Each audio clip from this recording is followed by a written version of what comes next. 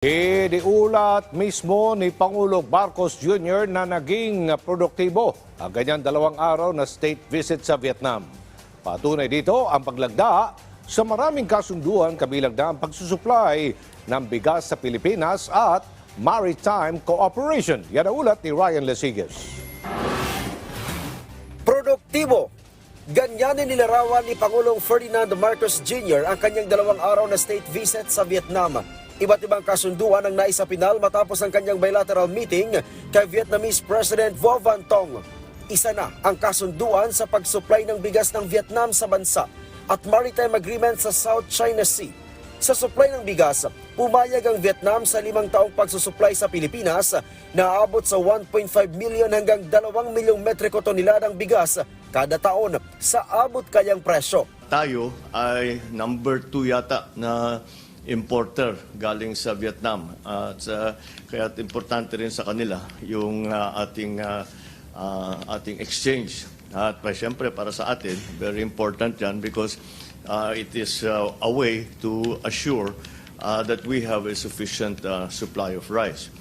Nagsimula sa ganyan, ngunit siyempre lumawak na ang usapan at napunta sa mga iba't ibang bagay hanggang sa security, hanggang sa agri, hanggang sa transfer of technology. Napagkasunduan din ang Rice Trade Cooperation para sa paggawa ng framework para matiyak ang rice cooperation ng dalawang bansa. Ito ay para na rin matiyak ang food supply sa harap ng bantang climate change.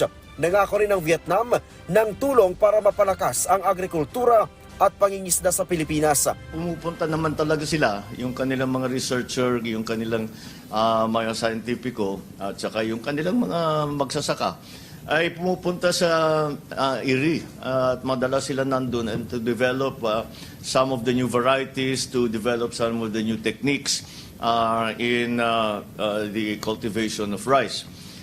So that will continue, but mas dadami pa.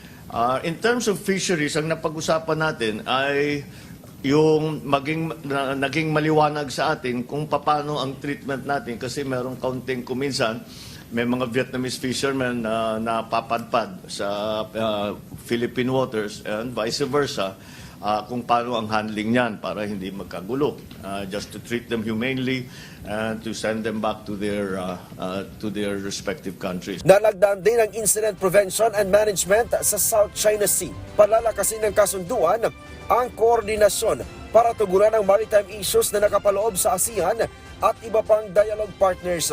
Ayon sa Pangulo, ito ay para maiwasan na ang harassment sa naturang teritoryo. The agreement is between Vietnam and the Philippines. So kung anong gawin ng ibang bansa, hindi naman kasama yon. Basta ang ating usapan with Vietnam is pagka may nangyari, meron tayong maliwanag na paraan kung paano pag-usapan para hindi lumaki ang gulo.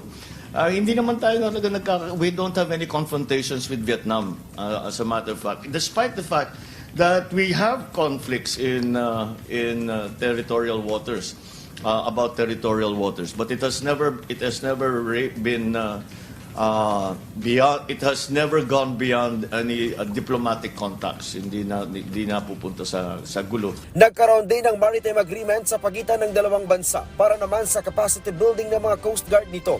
Ito ay sa pamamagitan ng Joint Coast Guard Committee na naglalayong isulong ang pagpapalakas ng PCG at Vietnamese Coast Guard. Kung hindi natin matapos ang Code of Conduct with ASEAN and China, ay sabi ko, gawin natin bilateral lang muna ng members of ASEAN para naman hindi na natin kailangan alalahanin na magkakaproblema tayo sa Vietnam, magkakaproblema tayo sa Brunei, magkakaproblema tayo sa Malaysia, etc., etc. So that's the effort that we're trying to do.